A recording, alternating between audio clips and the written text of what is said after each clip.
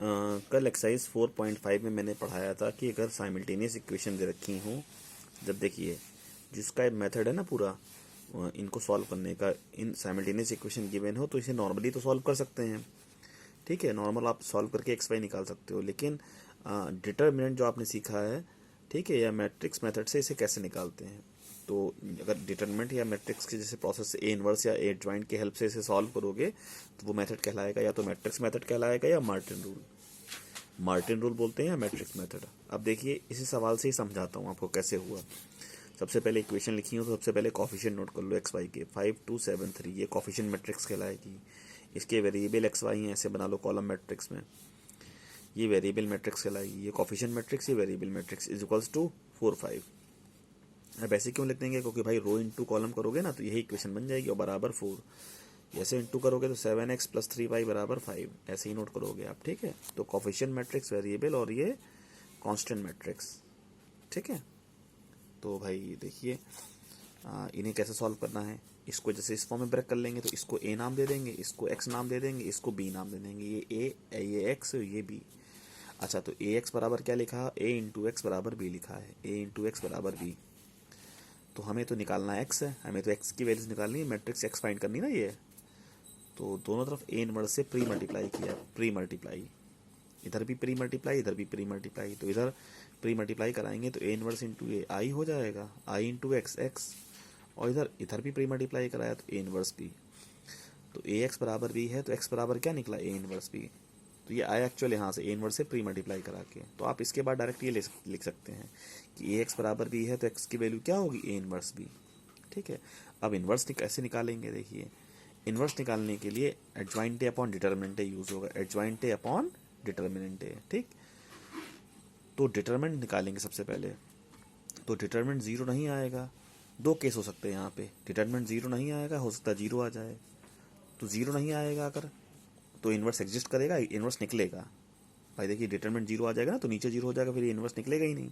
तो डिटरमिनेंट 0 नहीं आता यानी इनवर्स एग्जिस्ट करेगा, यानी इक्वेशंस के आंसर्स होंगे, यानी मतलब इक्वेशन है यूनिक सोल्यूशन होंगे इक्वेशंस के, तब आप आंसर निकाल सकते हो उस केस में, ठीक है। यूनिक सोल्यूशन निकाल सकते हो, यूनिक मतलब जो एक बार वैल्यू आ गई वही बस वही आंसर होगा।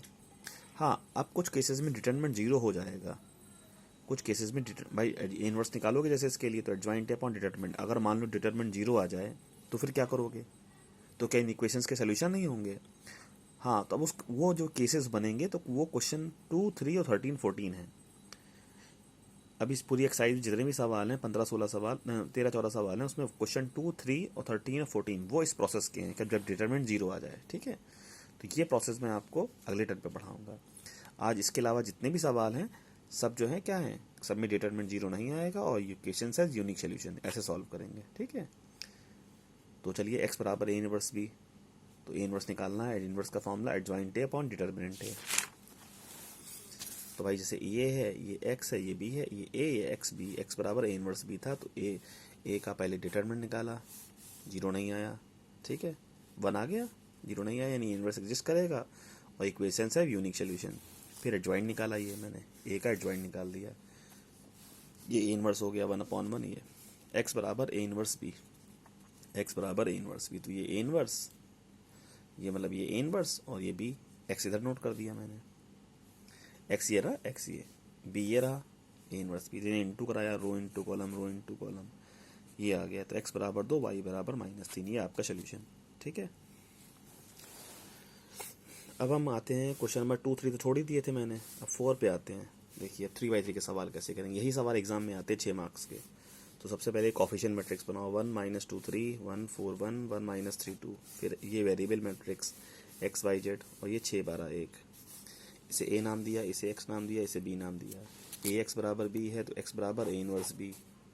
ए इनवर्स निकालने के लिए पहले डिटर्मिनेंट निकाला, 0 नहीं आया, डिटर्मिनेंट -8 आया, डिटर्मिनेंट निकालेंगे -8 आया जो कि 0 नहीं आया, ठीक है, यानी ए इनवर्स एग्जिस्ट करेगा, इक्वेशन है यूनिक सोल्यूशन, ये आपको सब में लिखना पड़ेगा।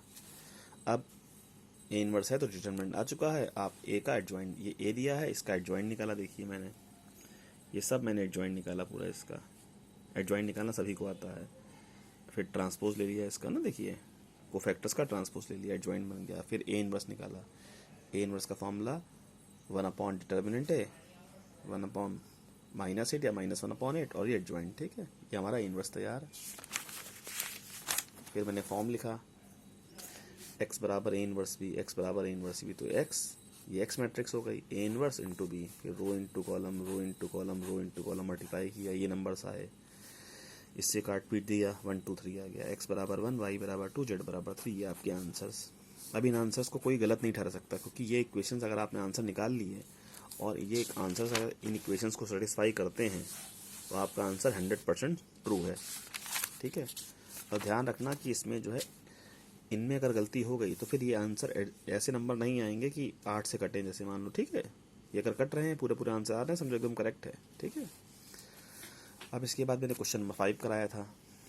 5 के में जो ये इक्वेशन से रखी हैं ये, तो इसमें भी कॉफिशिएंट नोट किए, 1 1 1 2 5 7 2 1 -1। ये वेरिएबल क्या हुआ इसमें, 1/x 1/y 1/z, ये XYZ नहीं है, और इधर b, तो a नाम दिया, इसे x नाम दिया, इसे b। डिटरमिनेंट निकालेंगे, इसका डिटरमिनेंट निकालिएगा, -4 आएगा। -4 चूंकि 0 नहीं है, यानी a इन्वर्स एग्जिस्ट करेगा, इक्वेशन है यूनिक सोल्यूशन। तो a है, हमने एडजॉइंट निकाला, एडजॉइंट आने के बाद a इन्वर्स निकाला, इन्वर्स ax बराबर b है तो x बराबर a इन्वर्स b, तो x मैट्रिक्स तो ये रही है ना, ये वाली, बराबर a इन्वर्स b, फिर ने मल्टीप्लाई किया, रो इंटू कॉलम, ये बना, ठीक है। इधर देखिए सॉल्व होके ये आ गया, काटा पीटा 135 इधर आ गया, तो 1/x बराबर वेरिएबल XYZ थी ना, थे 1/x थे, 1/x बराबर 1, 1/y बराबर 3, 1/z बराबर 5, तो XYZ की वैल्यूज आ गई, ठीक है।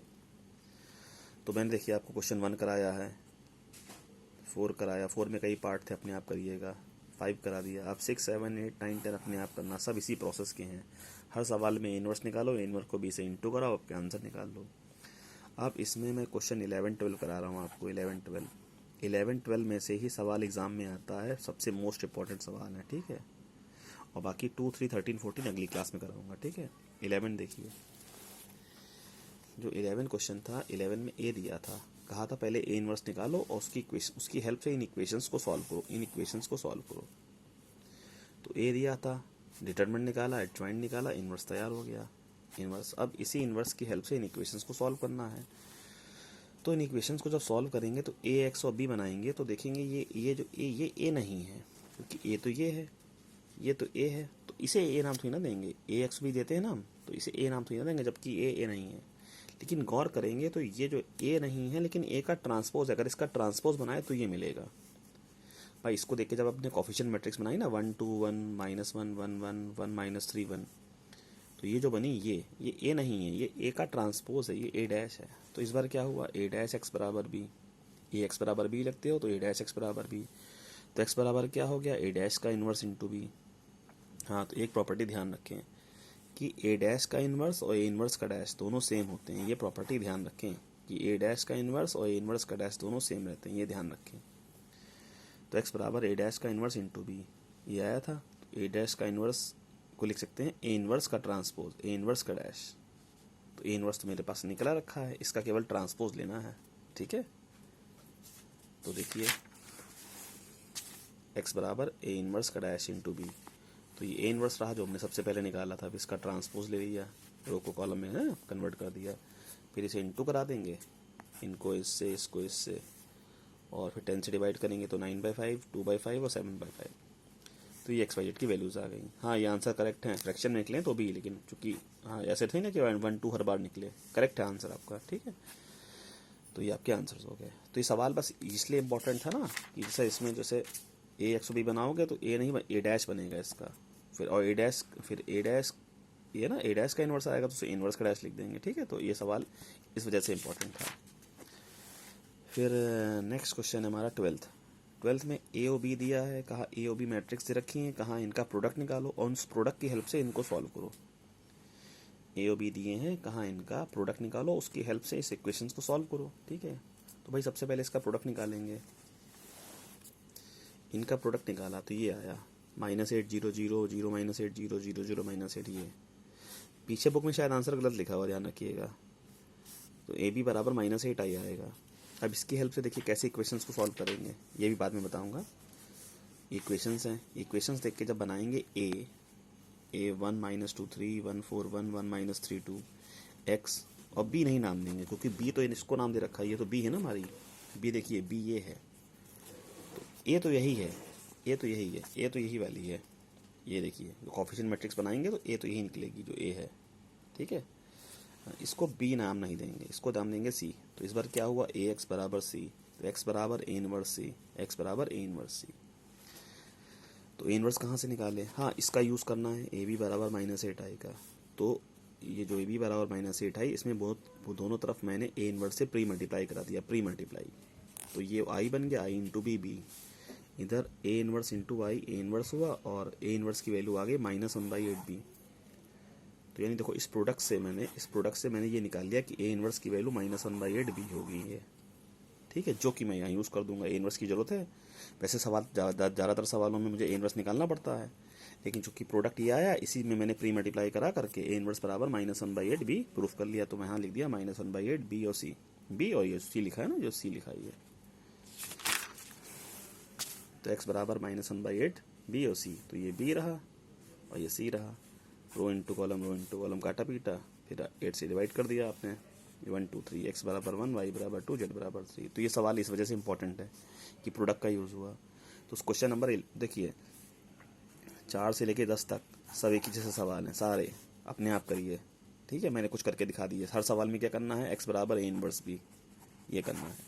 बस 11 12 थोड़े डिफरेंट थे, मैंने आपको करके दिखा दिए, ठीक है। तो ये अब 11 12 ध्यान से करिएगा, बाकी जो सवाल है 2 3 13 14 में ये चूंकि इन सारे सवालों में ज़्यादातर में डिटरमिनेंट 0 हो जाएगा, तो मैं ये जो है अगले टर्न पे कराऊंगा, ठीक है। बाकी से कंप्लीट करें, ठीक है, ओके।